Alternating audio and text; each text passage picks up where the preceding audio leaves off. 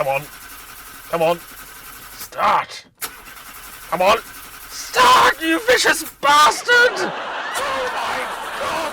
I'm warning you, if you don't start, I'll count to 3. 1, 2, 3. Right, that's it. Had enough. You've tried it on just once too often. Right. Well, don't say I haven't warned you. I've laid it on the line to you time and time again. Right. Well, this is it. I'm going to give you a damn good thrashing.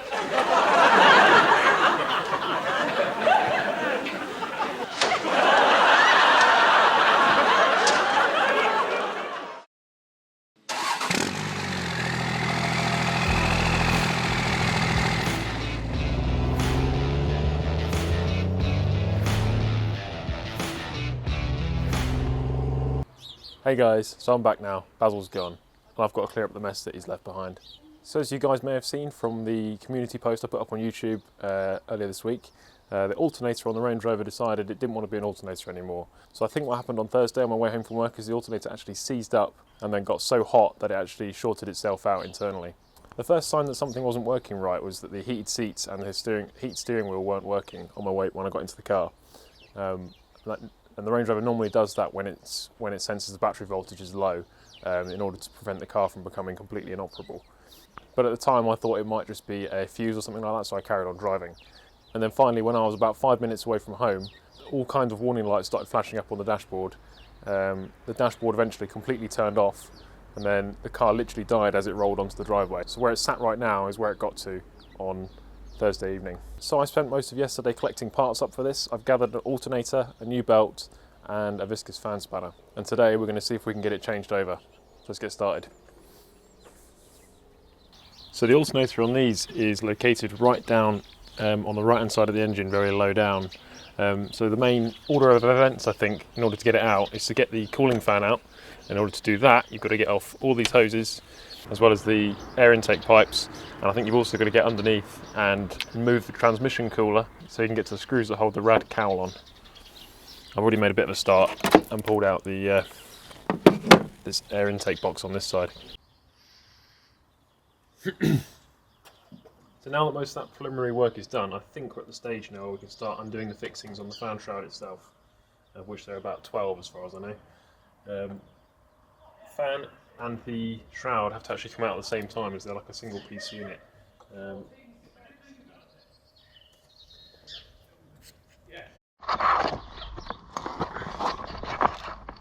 So underneath the front, here is the transmission cooler that I was talking about. That's just got 2 transmission lines on it and 2 coolant lines on it. We don't actually need to take any of those off because we can just undo the single bolt that's holding it in place.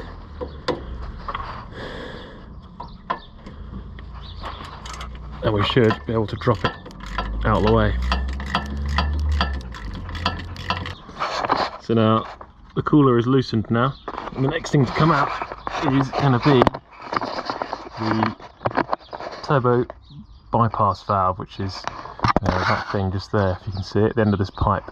So the first thing I do is just take off these hose clamps. So I've just been working on getting that turbo bypass valve out, which you can just about see. It's the thing with the that looks like a boost actuator on it, the little diaphragm. Just spent about 10-15 minutes getting those hoses off, and then now it's ready to come out. So I've just got to undo 3 little 8mm headed bolts, and then it should come out. Don't know how well you guys can see that, but those open-ended hose connections there are what I've just pulled off. They're to do with the boost system, and there's an electrical connector on this unit that needs to be pulled off, which I've done, and also a little boost sensing hose which goes to the top. That's already off. That's off now as well. So just got to find the 3 little bolts that are holding it on, and hopefully it should come out. You can actually see it a bit easier from this angle. The bolts I need to remove are there, and there's 2 more up above that you can't quite see from here. Yeah, the reason this needs to come off is that for some reason it's bolted through the cooling fan shroud, so in order for the shroud to come off and the fan to come off, this also needs to come off. Joys. So there we go guys, that was a bit of a faff to remove, but here is our turbo bypass valve removed. There's a bit of oil in it, which is to be expected on a high mile turbo car, but to be honest, not too bad. I expected a bit worse. This is actually at the lowest point of the system as well, so it will collect up any oil naturally.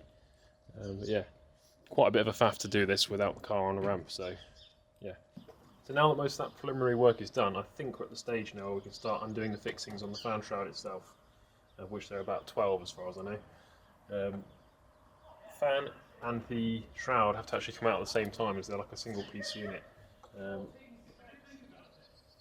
So the workshop manual says to actually disconnect this, to actually split this aircon hose here to get it out of the way, but I'm going to try not doing that and just moving it out of the way, because I really don't want to be dealing with aircon gas and stuff like that. So we're going to see if we can just shift it out of the way enough to get the fan out.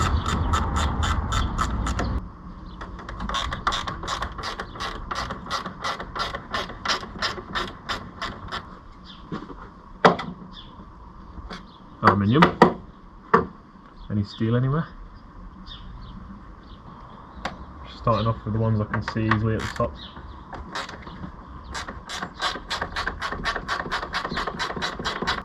Let's get these plugs off. Otherwise I'm going to get excited and try and pull it out with plugs connected. That's one. Second one is all the way down. Hi guys, apologise for the lighting, it's getting a bit late here. We had a bit of issue getting the viscous fan off, which is now done. In order to counter-hold the viscous fan, we actually ended up having to make a spanner here, which sort of holds onto two of the nuts on the pulley. So this is what ended up getting it off in the end, but it took quite a while. So now I think we're at the stage where all this lot can come out. I've disconnected lots of pipes, connectors, fittings, so I'll give it a go.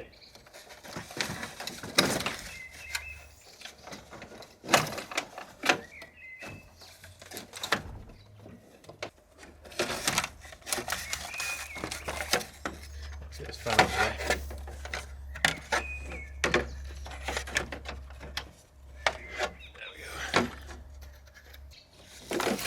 There we go. So it turns out I was only half right about the alternator. It's not seized up, it still turns okay. It's a bit heavier than the new one, but yeah, and you can hear there's a bit of a rubbing going on inside there, but you know, it's done 200,000 miles, so expect a bit of wear. However, I was right about it causing the dead short that we had. So if I take my multimeter, set it to continuity mode, if I go to the new alternator and go between the positive posts, this is where your main power comes out to the battery, and then connect it to the casing of the alternator, you can see there's no continuity at all, which is the way it should be. However, on the old one, positive on the positive outlet, we have continuity all over the case. So that was definitely the issue. So that explains why the battery voltage was getting dragged down so much by this dead short, which caused all the systems of the Range Rover to shut down one by one. And to be fair, I'm actually surprised it got me as far as it did with the dead short like this.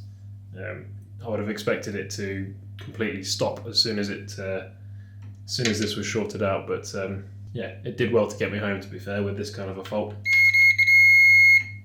For those of you who don't quite understand what I'm talking about here, where obviously the alternator is bolted onto the engine, so these mounting points actually serve as the ground for the alternator. So if you have continuity between your positive battery side and your negative battery side, that's obviously going to cause a short. So it's effectively like putting a spanner across your positive and negative battery terminals and shorting them out. That's what we had here. As for what actually caused this internally, I'm not entirely sure. I've read online that it can be the diode pack or the rectifier pack inside the alternator itself that shorts out and causes a short to ground. I don't know, maybe I'll strip this down at some point and we can have a look inside. But yeah, that's going to do me for this evening, guys. It's about 8:30 now. I've just packed up my tools away and we're going to get this fitted tomorrow and hopefully get the Rangy back on the road. So I'll see you in the morning.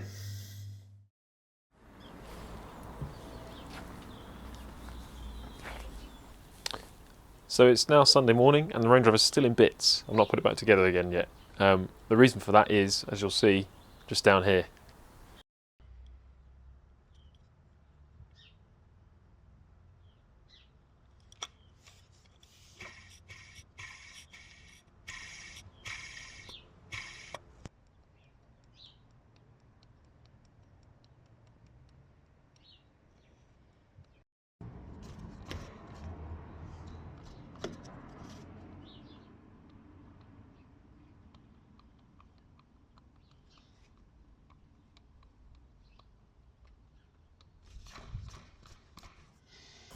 So as you guys have just seen, some of these idlers on the front of the engine aren't in the best of health, which is to be expected after 190,000 miles. So whilst it's all apart, I know it's going to keep the Range Rover off the road for another couple of days. I'm going to put an order in for a full set of new idlers and the tensioner as well, and just replace the whole lot whilst it's apart, because with how much of a pain it is to get to this stage, I really don't want to be doing this again in another, whatever it might be, 6 months, if one of those fails. So yeah, I'll place the order, hopefully it'll arrive at some point in the week and I'll get it all fitted. That does mean, unfortunately, this video is going to be cut a bit short for you guys. Not the normal full 20-minute length I would try and do, but then there is going to be the next part of this video to look forward to, which hopefully will be next week, so there is that to look forward to. I apologise I didn't completely film all of the removal stage of this. Got a little bit fraught when I was trying to get this viscous fan off, so I kind of forgot to film a lot of it, so I'll try and do a bit better on the reassembly process so you guys can kind of see what's involved. For the rest of today though, I've got a fair bit of work to do on the Mazda to try and get that ready for an MOT, which was meant to be happening this weekend, but the Range Rover had other ideas. So yeah, I'm going to crack on with that, and I'll see you guys in the next video. Cheers! Just quickly before I go, as you can see guys, it's not going all quite to plan here at Sam's Motoring Machine, so there's not quite as much Range Rover content being made as I would like. But in the meantime, if you want more Range Rover content, there's a fantastic channel that I follow, and he follows me as well, called Ben Elliott on YouTube. He's got another Range Rover a bit like this one, but quite a bit nicer.